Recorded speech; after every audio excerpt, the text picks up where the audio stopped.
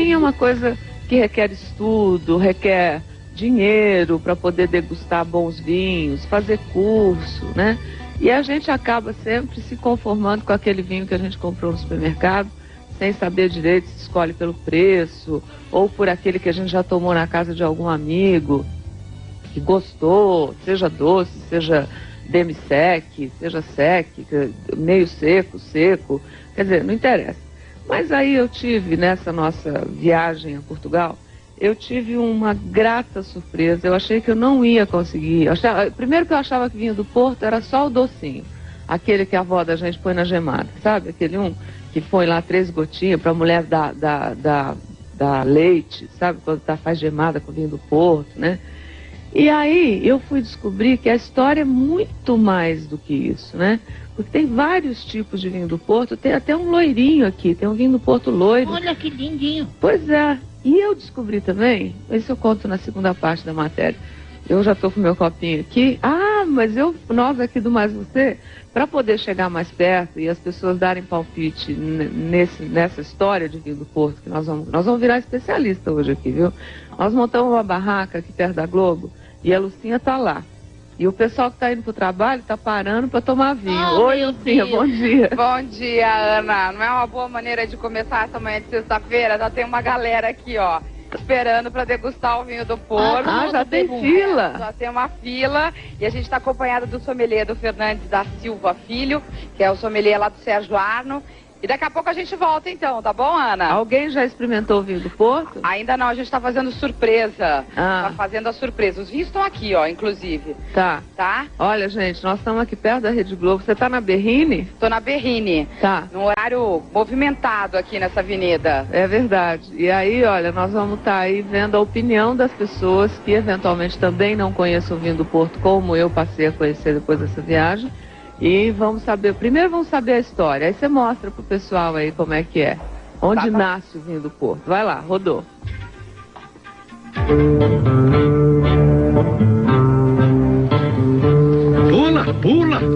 Pula que eu tô gravando. Mas chegamos nela, olha aqui, ó. Aí foi irresistível. Nós estávamos vindo com toda a equipe de Lisboa, mais ou menos a uns 300 quilômetros daqui, quando nos defrontamos com essa paisagem que traduz tudo aquilo que a gente quer contar para você a respeito do vinho do Porto. Nós estamos no Rio Douro, no Vale do Rio Douro, que hoje é considerado patrimônio histórico da humanidade.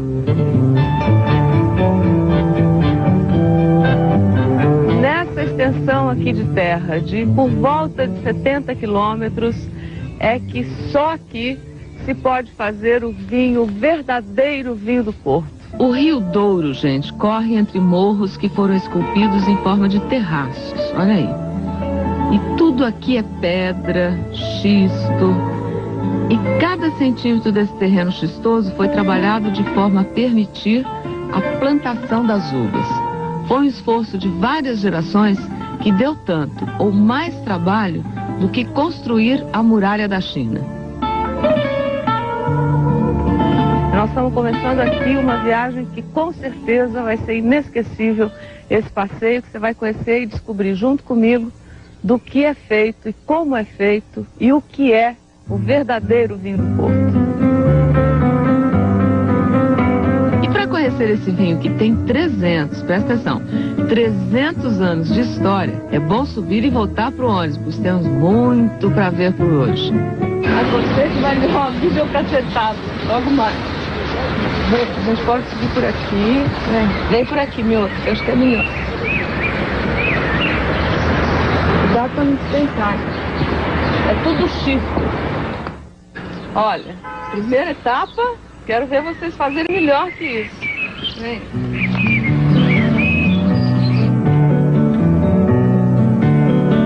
Ufa! Ih, o mioto ficou lá fora. Vem aqui, vem aqui, vem aqui.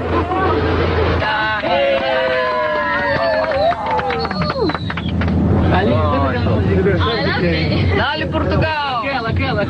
Não faltou cantoria nessa viagem, de jeito nenhum. E disposição, porque agora, gente, pé na estrada e rápido.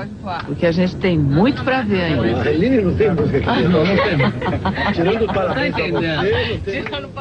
E aí nós paramos aqui no nosso caminho do vinho do Porto, da longa história e linda história, na Quinta da Pacheca, que é a rota do vinho do Porto. E aí a gente estava se perguntando aqui na equipe, né? Quinta, sexta, quarta, né? Não, a quinta aqui em Portugal é na verdade um sítio, né? É um pedaço de terra onde é aproveitado cada centímetro, cada milímetro para a produção do vinho do Porto. Aqui encontrei o José e a Maria Tereza. Eles fazem parte dos cerca de 25 mil produtores da região. É uma propriedade muito antiga e linda. Existe desde 1551 e foi comprada pelo avô há 100 anos. Tá tudo calmo por aqui porque a vindima, que é a colheita, ainda demora um pouco.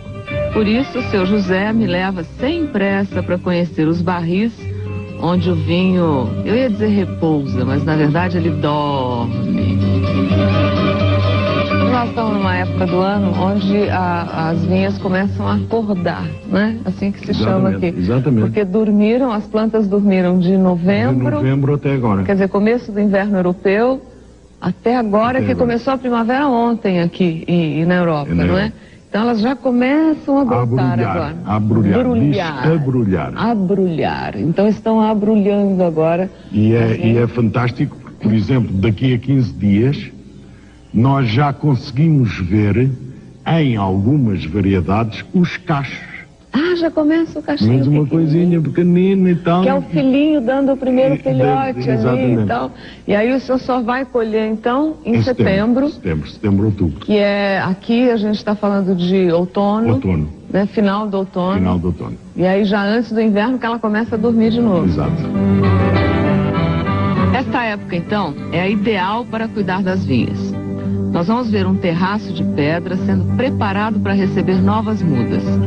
Isso é um momento raro, pois descobri que as videiras podem durar anos e anos.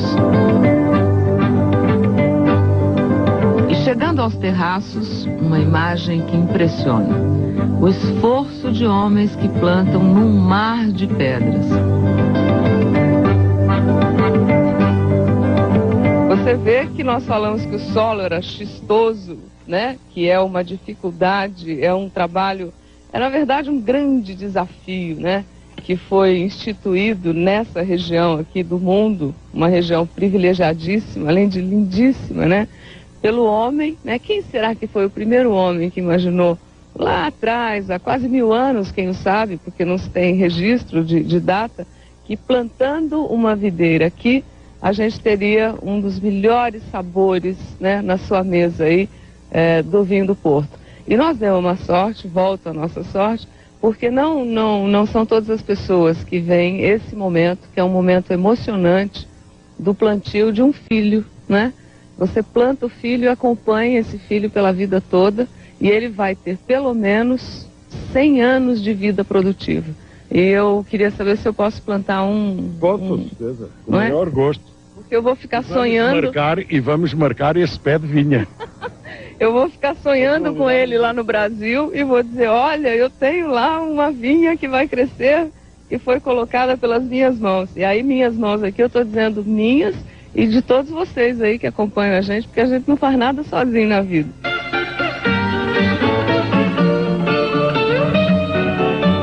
Ô Júlio, mas arruma direitinho essa cama aí, porque é o seguinte, olha a responsabilidade, hein? Eu duvido que tenha tido um brasileiro plantando aqui que mora no Brasil como eu. Pode ter, uma brasileira não teve de certeza. Não é? Olha, a profundidade aqui que a gente tem é isso aqui. Então, aqui tem 30 centímetros, né? E eu coloco aqui dentro, com a raiz para baixo. Tá, coloco aqui, e agora? Me dar um bocadinho de terra. Essa terra aqui, posso colocar com a mão? Sim, quer que eu veja? Não, eu coloco, senão você é que planta e não eu, não é? Essa terra em volta aqui, é isso? Agora é só Tira esta pedrinha. Tira a pedrinha. E atacar com o pau bem atacadinho. E tira essa pedrinha também. E aí ataco com o pau bem atacadinho? Sim. Como é? Com força. Ah, com força. Assim? Sim, sim. Força. Em volta todo. Sim, pode começar a picar aqui um bocadinho. Assim, ficar volta, aqui, exato. sim. E vou atacando aqui pra dentro. Ah, pra ela ficar bem presa. Bem preso, exato. Você não se sente junto comigo aqui participando de um momento absolutamente especial? Agora, a partir daqui, a gente vai ver como é que se faz depois o vinho, não é? Exatamente. Uma viagem no tempo. E no arquivo de imagens, já que nessa época não há produção. Mas quero ver junto com você o processo todo. Faz de conta que os terraços já estão verdes. E as uvas no ponto da colheita. O que acontece lá pelo fim de setembro. O primeiro passo para fazer o vinho é pisar as uvas, o que é um espetáculo. Esse sumo vai ficar fermentando. E quando os técnicos consideram a doçura dessa uva, que está assim, no ponto, aí acrescentam aguardente feita de vinho para interromper a fermentação. E está pronto o vinho. E, claro, ele precisa agora dormir. Isso você vai ver já já. A família, aquele pedacinho de terra. Outra coisa a Vivi, inclusive, trouxe esse pedacinho de pedra ali do Vale Douro, porque você viu que é a diversidade total, né, e que o homem vence a diversidade. Esse é o tipo de pedra que é quebrada e onde a uva nasce. Então é uma pedra xistosa que, na verdade, é cheia como uma pedra sedimentar, né, do período sedimentar.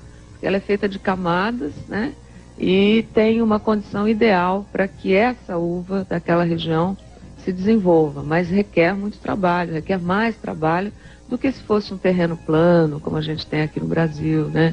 Terra fofa, muita extensão de terra, né? Então é bonito ver esse trabalho, e eu acho que no Brasil ainda a gente tem muito chão, verdadeiramente chão para frente, para descobrir o verdadeiro valor da terra, cada pedacinho de terra, e poder desenvolver uma história. Daqui a, quem sabe, 2000 anos, a gente tem aí a história que a gente está começando agora, né? Os nossos pedaços, com a nossa descendência aí, acrescentando a história de quem vai contar a nossa história, que é isso que a gente está fazendo com Portugal agora. E outra novidade que eu senti nesse conhecer o berço do vinho do Porto, é que eu nunca soube que se acrescentava aguardente no vinho do Porto, né? A gente imaginava, eu pelo menos, e muita gente que eu conversei, imaginava que o vinho do Porto fosse uma coisa da mais pura, porque vem lá daquela uva. Mas aí o que acontece? Em algum momento, me contada essa história que eu achei uma maravilha.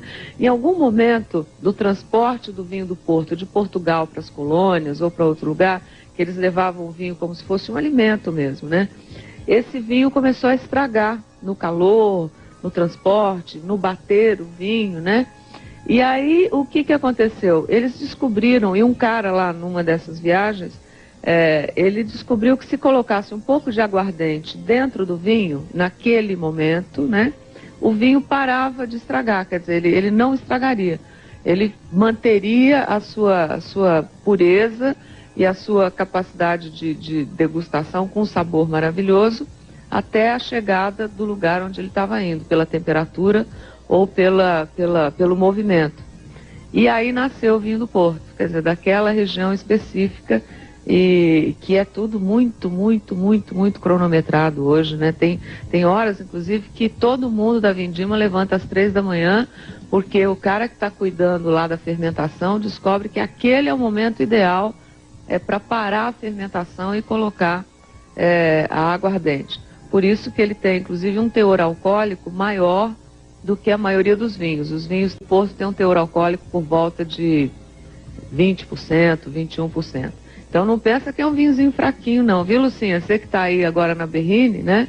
com o pessoal aí é cedo, toma cuidado para tomar esse... Aí, foi a pergunta que eu fiz aqui pro Fernandes quando você disse que no vinho do Porto ia aguardente. Eu também não sabia disso não, Ana. E também não sabia que sommelier em Portugal tem outro nome. É engraçado porque os portugueses falam francês, eles têm muita influência do francês, mas em Portugal como é que chama? Portugal é bem particular, em Portugal é escansão. Escansão. Por quê, hein? Pois é, eles, eu não sei dizer porquê, mas se chamar sommelier lá, eles ficam chateados. Ah, é? E a palavra sommelier, lá na sua raiz da história, o que quer dizer?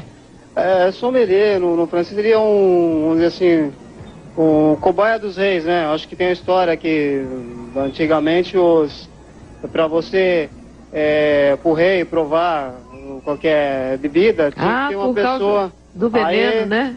Do veneno. Então a gente tinha que morrer, né? Senão... Você morria antes do rei, é isso? Isso mesmo. E vocês carregam um copinho, assim, um negócio no pescoço, Isso, né? o Testevan. Eu tenho ele aqui pequenininho, sabe? Que é broche.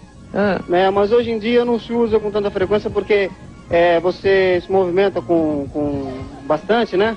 Então, dificulta até. Mas normalmente tem uma corrente...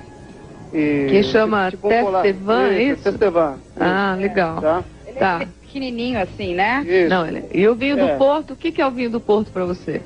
O vinho do Porto eu que tive também a oportunidade de conhecer a região do Douro aí, é um vinho, para mim, o vinho mais sedutor que existe, entendeu? Por quê, hein? Porque eu acho que ele encanta, você é um pouco complicado, que ele tem uma série de divisões, né? Ele tem o branco, branco, tem o seco. Tem o Tawny, tem o Rubi, depois em cima disso tem uma linha do Tawny, que é o indicação de safra, que é 10 anos, 20 anos, 30 anos, né? Pois é. Que dá uma média de idade, né? Pois é, e a gente vai conhecer um pouquinho mais dessa história, viu, Lucinha?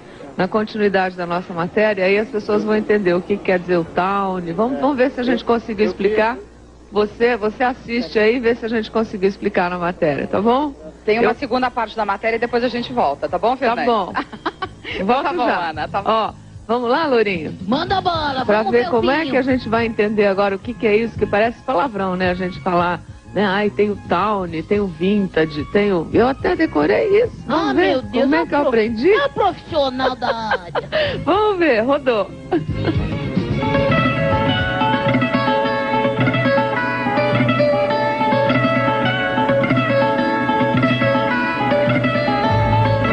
Bom, e aí lá das vinhas, dos nossos terraços, né, onde se plantam as uvas, nós descemos 80 quilômetros pelo Vale do Douro e chegamos aqui, que é onde? O Porto, do famoso vinho do Porto. Ali é a cidade do Porto, que na verdade você olhando assim para a cidade, tem a sensação que parece quase um brinquedo de montar de crianças, né? Mas hoje uma área preservada, é patrimônio histórico da humanidade. E aqui por esse rio navegavam esses rabelos.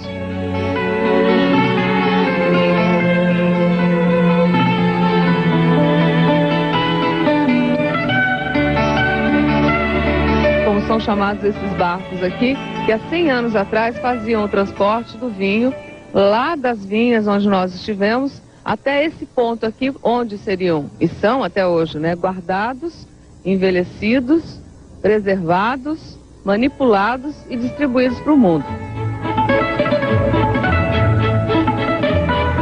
É mesmo uma paisagem de sonho.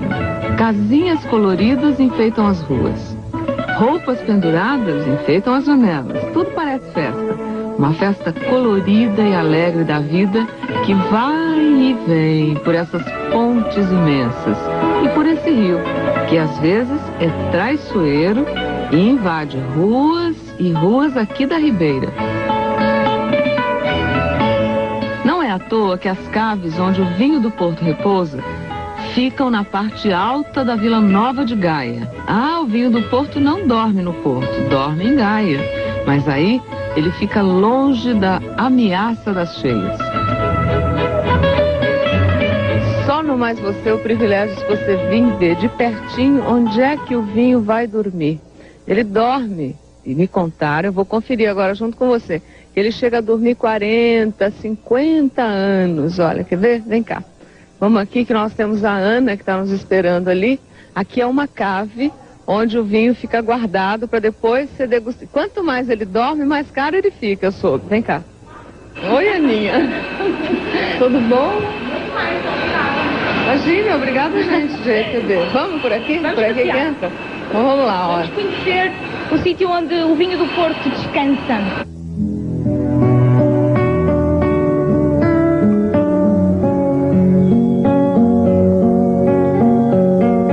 Tem o silêncio, né? Que é aqui que a gente diz que o vinho dorme.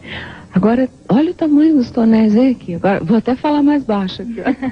Para não acordar o vinho. Inclusive, eles dormem como a gente no escurinho. Quer ver? Apaga um bocadinho da luz aí para você ver que vai ficando, ó. Nós temos aqui uma imagem de um lugar eu diria, meia luz, né? Um silêncio, uma umidade relativa do ar e uma temperatura constante, não é? Não muda, que pode gear lá fora. Exatamente. Pode fazer 40 graus, aqui dentro é igual. Por que um fica numa caminha pequena, outro numa cama grande? Então, isso depende do tipo de vinho que está lá dentro. Como a Ana sabe, o vinho do Porto pode ser mais velho, menos velho. Portanto, existem 3 grandes famílias, digamos assim, de vinho do Porto. Existe o Ruby, a família dos Ruby, a família dos Tawny e a família dos Vintage. Para tudo. Para entender o que ela está dizendo, é preciso dar um salto na matéria e mostrar uma imagem que, na verdade, estava guardada lá para o fim. Com vocês, Sua Majestade, o vinho. Olha aí. Esses copos mostram todos os tipos que existem. Os Tawny são esses de cor cobreada, mais à esquerda. Os rubis são os mais vermelhos, mais escuros, como diz o nome, são os do meio. E os vintages são os escuros à direita. E a principal diferença entre eles é o tempo de envelhecimento. Aqui dentro destes tonéis grandes ficam os Ruby. Porquê? Porque são vinhos cor rubi, portanto mais jovens. Quanto mais rubi, quer dizer, quanto mais vermelho escuro, mais jovem é. Exatamente, Tá. mais jovem é. Já o tipo Tawny são mais velhos e ficam aloirados de tanto tempo que passam nesses menores. Os anos vão passando e eles vão ficando com cor da madeira, ó. E o gosto da sabedoria, né? É um ambiente que eu queria muito que você estivesse aqui sentindo principalmente o cheiro. O friozinho é maior, o escurinho é maior, a umidade é maior, o cheiro é absolutamente irresistível. Esse aqui é um dos galpões, dos armazéns de galões de vinho de uma casta muito especial. São os vintages. Os vinhos denominados vintage são, na verdade, aqueles que ganharam categoria de especiais pela excelente qualidade da safra. É como se fosse assim, um ganhador do Oscar, uma medalha olímpica. Quando ele recebe essa medalha, sai dos barris e vai direto para a garrafa, onde deve ficar mais ou menos por 15 anos. Então, quando eu ver uma garrafa que seja de vinho do Porto e esteja escrito vintage, de tal safra, porque vem determinado, eu tenho que olhar essa data, contar mais 15 anos, e a partir daí eu vou ter aquele momento de raro prazer quando abrir o vinho. Exatamente.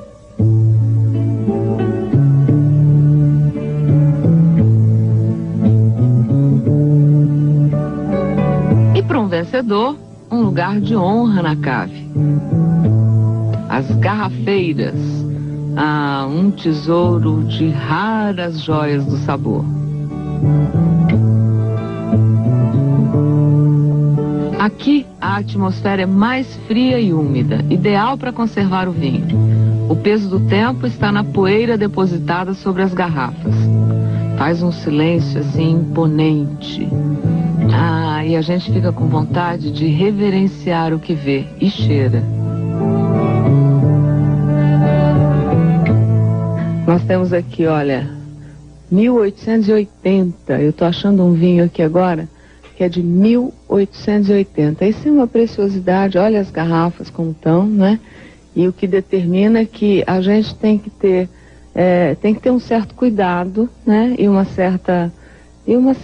certo carinho quando se abre um vinho, seja ele um vintage do Porto ou um vinho tinto bem trabalhado. Eu estou quase fazendo uma reverência ao vinho de 1880, né?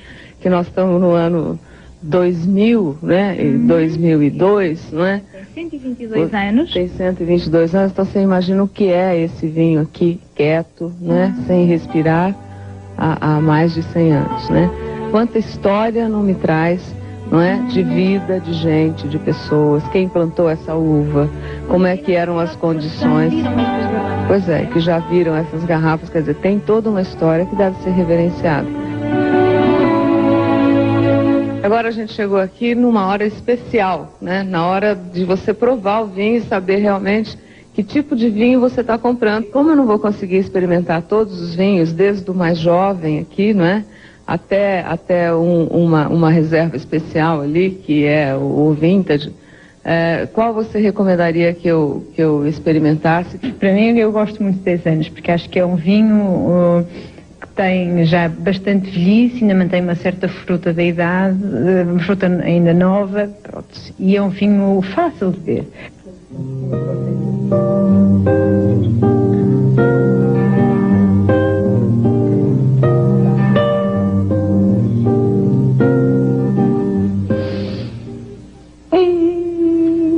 Tomado aqui no Porto, então, mais precisamente de frente para o Porto, em Gaia, não é?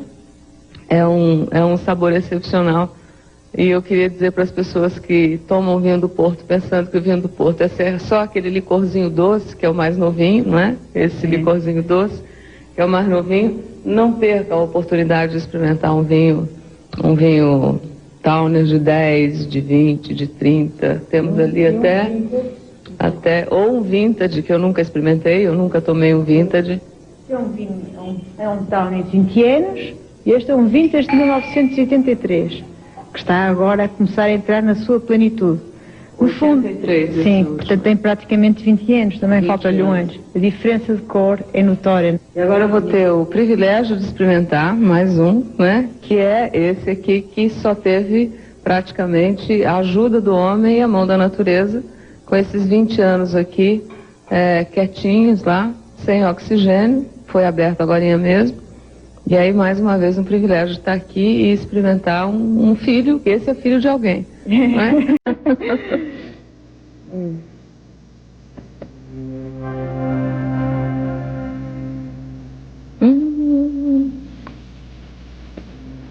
Provar este vinho, olhando esta paisagem, me dá uma certeza absoluta.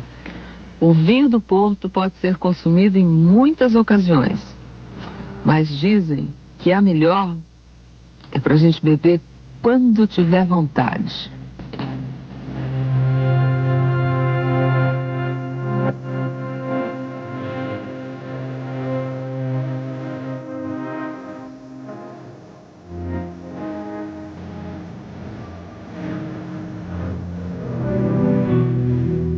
E aí dá vontade mesmo de experimentar, não é não? Agora, uma coisa legal, antes de eu mostrar as fotos aqui, porque que é um vinho tão sedutor, é você, quando abrir um vinho, seja ele vintage, Tawny, respeitar. Por exemplo, nós temos aqui um Rubi, né, que é um mocinho, aqui um Tawny, que é aquele que você viu que ficou guardadinho, de uma safra, né? Esse é o White, que é o mais seco. E esse aqui é um vintage, que eu não sei que idade é, que não colocaram aqui na minha... Que é de uma safra, deve ser de 83, né? Que a gente trouxe a maioria deles da safra de 83. Então, é importante quando você abrir o vinho, você viu como ele fica lá, né? O que isso representa, quanto trabalho teve, quanta pesquisa, a natureza foi fundamental na formação desse resultado final aqui, né? Então, coloca num lugar, como ele fica sem respirar muitos anos, coloca num lugar assim, de preferência deixa aberto, a gente fala para, assim, sabe, uma base larga, para ele tomar contato com o mundo depois de ter ficado escondido tanto tempo, e respirar e oxigenar. Por isso essa coisa de ter alguns utensílios, assim, parece frescura, né? Ter um utensílio desse em casa, para deixar o vinho respirar. Mas quando você vai ver uma coisa dessa de perto, você entende, né? É um respeito que você tem, além de não balançar muito, né? Servir na temperatura ambiente, de preferência se tiver muito calor, bota um pouquinho na geladeira, sirva a 18 graus, que é por volta do ambiente que ele vive normalmente, que ele dorme lá normalmente. Então dá uma superfície para ele oxigenar, dá umas 2, 3 horas, e aí você senta e com respeito, né? Porque teve tanto trabalho, teve tanta história se passou, né? Não é só tomar um vinho, né? É uma reverência mesmo, é um ato de muito prazer, né? Você experimentar um vinho com essa qualidade. Queria agradecer o pessoal da Ramos Pinto lá que nos permitiu entrar na sua vindima. Ó.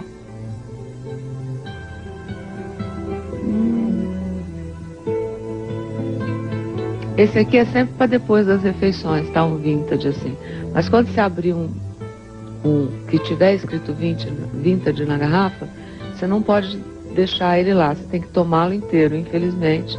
Não é um vinho que fica que nem o Porto tradicional lá, aquele mais novinho, que é mais doce, e você toma um pouquinho e fecha. A rolha, inclusive, da garrafa é diferente daquela que entra e sai. Esse aqui não, é a rolha que você tira de uma vez. E esse clarinho aqui, ó, é para antes das refeições, tá? Não me deram, deixa eu experimentar. Como eu vou comer aqui hoje ainda, que vai ter uma francesa, louro do céu. Olha lá. Esse clarinho aqui é de aperitivo, ó, tá? Que merece todo o respeito. Eu tô falando do vintage ali, mas todos esses têm um trabalho, é uma história muito gostosa de acompanhar. Ó, esse já é mais docinho, mais licoroso, né? E você toma... Não é. O licoroso é o rubi, né? Ou aquele que tem a data já. Esse aqui é um aperitivinho que você toma, é mais seco que aquele. E você vê que tem vinho do Porto Seco também. Você gostou, Luana? Eu adorei, coisa linda. Lucinha, tem alguém que já experimentou vinho do Porto aí? Nossa, estão todos ansiosos aqui, viu, Ana? Meu filho. Já estão conversando. Vamos experimentar, então? Bota alguém aí pra tomar. Ana, deixa eu te falar. Quase todas as pessoas para quem eu perguntei aqui gostam de vinho suave. Suave, em outras palavras, é mais adocicado. Eu acho que o Porto eles vão gostar. Qual que você quer? Esse. É um tinto. Então vamos lá. Ele é suave e ele é muito gostosinho. É? Melhor se ele for gelado. Mais geladinho? É. Então tá bom. Bota todo mundo aí pra tomar, Lucinha. Eu volto aí Vamos lá, depois, vamos. então. É que eu fiquei esperando a reação dela. Todo mundo na fila. Bota esse povo pra beber às 8 horas da manhã. Olha esse! Meu! Bebum! Ô, meu, o que você achou aí? O que você achou? Não, esse aqui é gostoso. Bebunzaço! O Louro tá te chamando de bebum. Bebum? Tá? Não bebo não, hein? Só bebo um pouco.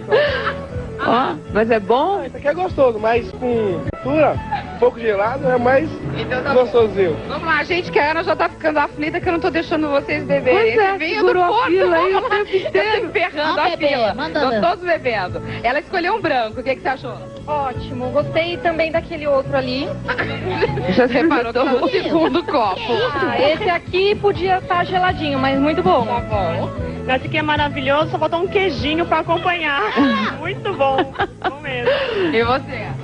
Eu achei ótimo. Esse daqui eu acho que tá exatamente no ponto. Como ela disse, só falta o queijo. Qual que você tá tomando? Eu tô tomando, acho que o branquinho aqui, né? Com o salgadinho acompanha muito bem. Ai, ó, aperitivo, é verdade. Ele, aí, tá vendo? Tá sintonizado. Quem que tá faltando? Você, o corintiano aqui. Olha lá, o respeito. Muito bom, ô Louro, se me chamar de Bebu. Vou te denunciar. Ai! Nossa! Vai, Bebum! Vai, Vou te denunciar Bebum! pro Ibama, hein? Então tá bom. Depois não é Bebum. Gostaram? Engasgou! Bebunzaço! Pudim de pinga! Não tem ideia do que eu tô falando. Olha a carinha. Não conta pra ele, senão ele me pega. Todo mundo indo pro trabalho aqui, 8h40 da manhã. Agradeço a todo mundo aí. Olha, libera a fila, hein, Lúcia? Obrigada, gente. Obrigada, bom trabalho pra vocês. Tá? Ela tá empacando a fila lá, não quer que ninguém Mostra sirva. bem a carinha deles pro patrão ver onde eles estão. Depois chega no serviço, ai, acabou a gasolina do metrô, furou o pneu. Olha que delícia, ó. Daqui a pouco o louro fugiu de mim, como sempre foge quando a gente viaja, e foi visitar um lugar que tinha esse sanduíche aqui, que nada mais é do que uma bela de uma francesa, entendeu? E nós descobrimos, só tem lá em Portugal essa receita, esse molho e essa francesinha. O louro comeu quantas, louro? 3. Guloso. Nós vamos conferir já, tá bom? Boa.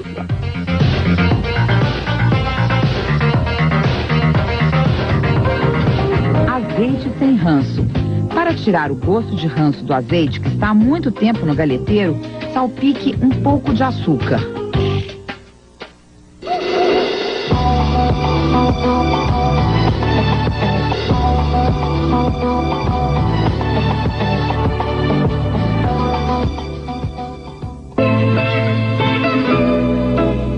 Diz que aqui, nesse lugar onde eu tô, aqui no Porto, tem as melhores francesinhas da Europa. E eu vou me acabar hoje, meu Deus. Alguém podia me atender aqui? Olá, olá, olá. Bom dia, como estás? Vou muito bem, obrigado. Quem é o senhor? Eu sou o Carlos Artur. Carlos Estou Artur. aqui para te atender. Ah, o senhor que é dono aqui do estabelecimento? É verdade, é verdade. É que eu ouvi dizer que aqui neste lugar estão as melhores francesinhas da Europa.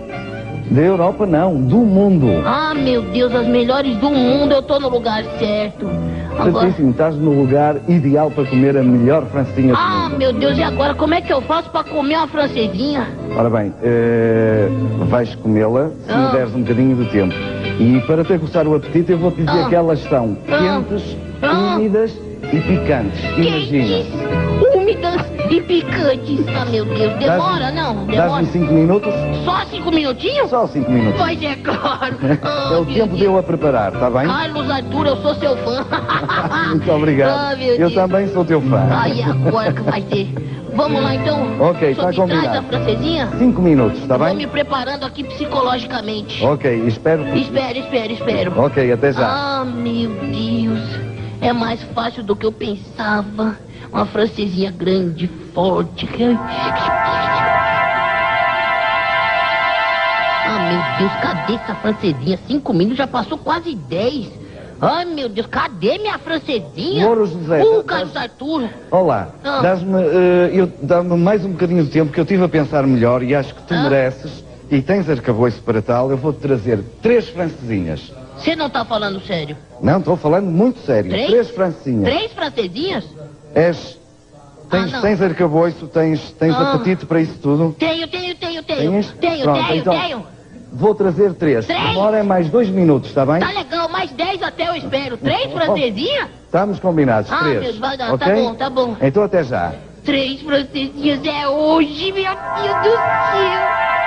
Ah, meu Deus, eu não tô aguentando mais de tanta ansiedade. Onde tá o Carlos Artur com as minhas 1, 2, 3 francesinhas? Eu vou fazer uma festa. Ai, cadê o cara, meu Olha, Deus? 1, 2, 3 francesinhas, né? Que tal? Olha que bonitas que elas estão. Eu não tô entendendo. Não estás entendendo? Carlos Artur, pera lá. Eu entrei aqui achando que este lugar me serviria a melhor francesinha da Europa. Você me disse que era a melhor do mundo. Agora tu me vem com 3 pratos de sanduíche? Não, que Você não tá sanduíche? falando sério. Você tá me alugando. Fala aí. Não, estou falando Não, sério. você não pode tu tens ser. aqui 1, 2, 3 francesinhas. Vocês estão tudo aí rindo da minha cara igual uns doidos e eu aqui sofrendo. Isso não se faz a um pobre papagaio brasileiro. É. Isto é a única invenção do século XX da cidade do Porto. Tá brincando? E a grande contribuição para a nossa gastronomia. Agora vem cá, por que chama francesinha? Um portuguafino emigrou para a França. Foi pra França. E lá conheceu aí é que era uma sanduíche que eles chamam de croque-monsieur. Ou croque-madame. Coisa chique, hein? É, eu também acho que é assim, é chique, mas é um nome horroroso. É francesinha é um nome muito mais bonito, não É verdade, eu acho. E eu também. Então ele conheceu lá esse tipo de sanduíche e quando chegou cá ao Porto nos anos 50, 52, 53, lembrou-se de adaptar aos paladares aos paladares do Porto, que são os paladares extremamente fortes. Forte, é verdade. E inventou, que aqui é que está o grande segredo e o grande ex-libris da francesinha, é um molho. Um molho. Este molho é extremamente picante.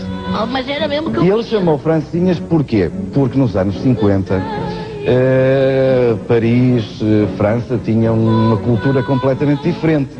E as mulheres, as francesas, eram muito mais abertas de espírito, se me estás a perceber o que eu quero dizer. E as portuguesas eram muito mais conservadoras. Então, porque elas eram quentes, úmidas e picantes, ele lembrou-se de as batizar de francesinhas, em homenagem à mulher francesa. Só nessa mesa tem 3 tipos de francesinhas. A tradicional, a Porto 2001 e a vegetariana. E não é que elas são apetitosas mesmo? Só falta aprender como é que se faz a francesinha. E o Carlos Arthur vai ensinar pra gente. Primeiro ele me contou os ingredientes para tradicional, se liga aí. Um bife de carne, fatias de queijo mussarela, 2 fatias de pão de forma, linguiça fresca, salsicha fresca, 2 fatias de presunto cru e rodelas de salame. 2 fatias de pão de forma, coloca-se o fiambre, colocam-se 2 fatias de salame, coloca-se a salsicha fresca, a linguiça fresca e vai a grelhar. Conforme estamos aqui a ver, depois de grelhada, estamos já aqui com 2 bifes pequeninos de vaca na chapa. Depois do bife grelhado, tem aquela fatia de queijo para ligar os elementos. Coloca nova fatia de queijo e põe o que nós chamamos cá no Porto a tampa da francesinha. Ela fica ali a grelhar durante uns minutos. Pronto, como estão a ver, a francesinha está devidamente grelhada. Agora coloca-se 4 fatias de queijo e vai a gratinar. Depois de se gratinar, vai para o prato. Então aqui é que está o grande segredo e o que vai dar a alma toda à francesinha, que é o molho. Este molho aqui é que está o segredo. E porque eu sou confrade da confraria da francesinha, é uma coisa, é um segredo que nenhum confrade ousa revelar. O quê? Não quer contar o segredo, é? Aham, tá bom, então você vai ver só se a minha mãe não descobre o segredo desse molho, rapaz. Ô, mãe! Pois é, Lourinho, fizeste um belíssimo trabalho investigativo. Viu? E cadê o molho agora? Você viu como é que ele chama? Por que ele chama de úmida, picante e quente? Quentíssima. As francesinhas. Era uma Ai, francesa maravilhosa. Delícia. Aí o Louro saiu de lá e eu fui lá falar com o Carlos Arthur, né? Aí cheguei lá, falei, ó, se você tem a estrangeira mais apetitosa do Porto, né? E que vai deliciar o mundo inteiro, na verdade. Falei, olha, Carlinhos, você vai ter que me contar. Ele falou, não conto de jeito nenhum, porque o segredo é o molho. Porque o sanduíche, a gente sabe, quando ele fala bife de carne ali, é bife de vitela. Eles chamam lá de bife da vazia. Vazia quer dizer uma vaca que não deu cria. Então é uma novilha, né? Então você compra um bife mais jovenzinho, né? E lá eles fazem, olha quantas francesas, ó. Tem francesa papillon, francesa camponesa, tem francesa de tudo quanto é jeito aqui, olha. Tem várias. É o maior sucesso. Então, o sanduíche você pode montar do jeito que você quiser. Nós trouxemos aqui algumas sugestões. Pode fazer a francesa, como a gente é brasileiro, inventa, sempre pão de forma, né? Passa a manteiga dos 2 lados, que ele fica mais úmido. Pode fazer com pão integral, né? Pode fazer com pão tradicional, cortadinho aqui. E aí o que eles chamam lá de fiambre, nada mais é do que o nosso presunto, presuntada, presunto, né? Então, os ingredientes todos a gente tem à disposição aqui no Brasil. A carne, que é a carne de uma vaquinha, né? Uma novilha, na verdade, né? Chama carne de vitela aqui no Brasil. Pode usar o que você tem em casa, pode usar a linguiça passadinha, né? Aí você faz a montagem, mas o segredo, na verdade, ficou por conta do molho, né? E aí, esse molho que faz toda a diferença no gosto da francesa. E ele não queria dar de jeito nenhum essa receita. E eu fui lá à noite, depois que o Louro tinha saído, e peguei um papel e comecei a conversar com ele. Ele falou, olha, Ana Maria, eu vou te dar os ingredientes só, que é desse lado aqui, ó. Eu vou te dar os ingredientes, foi até aqui, ó, no dia 21/3/2002, ó. Devia ser umas 11 horas da noite quando eu consegui isso. Aí ele falou, eu vou te dar todos os ingredientes, e aí explicou aqui como faz, mas não deu nem ponto, nem que jeito era, que continuava. Enfim, foi uma conversa longa. Aí eu e o seu Antônio ficamos aqui essa semana inteira, desde terça-feira, né, seu Antônio? Que nós estamos na cozinha, tentando descobrir o passo a passo da francesa. Então, eu vou passar para vocês o inicial, que aí você vai conseguir entender como é que nós chegamos. Só o inicial, diretor. E aí no outro bloco já tá dourado aqui. As quantidades que a gente reduziu, né, porque lá ele faz para muita gente, 200 ml de azeite, que eu já coloquei dentro dessa panela aqui para ficar no ponto para eu te mostrar. Nós já fizemos o quê? Uns 8, 10 molhos desses, né? 200 ml de azeite, uma cebola picadinha, 3 dentes de alho amassadinhos, 2 folhas de louro, e aí um aspecto muito importante que é a pimenta malagueta. Aqui que é o negócio do picante da tal da francesinha. Você pode diminuir ou aumentar a quantidade de pimenta. Para essa quantidade de molho que nós estamos fazendo, que dá para mais ou menos uns 8 sanduíches, né? 10 sanduíches. 8 a 10 sanduíches. Nós colocamos 4 pedaços de pimenta malagueta assim, olha. Sabe? 4 pimentas mesmo, né? Mas ela não pode ser cortada com faca, viu, gente? Porque se você cortar com faca, ela perde um pouco do sabor da malagueta. Então você rasga com a mão, põe luva, para não enfiar a mão no olho depois. Nós já rasgamos as pimentas, já estão ali dentro, ó. 4 vem do gosto brasileiro e não vai ficar uma coisa horrorosa. Aí nós pegamos as carnes e pegamos tudo carne de segunda. Aquela carne que sobrou, capa de filé, né, seu Antônio? Botamos osso. Você vai fazer, na verdade, uma base... Acém, né? Acém, osso, músculo, sobra de carne.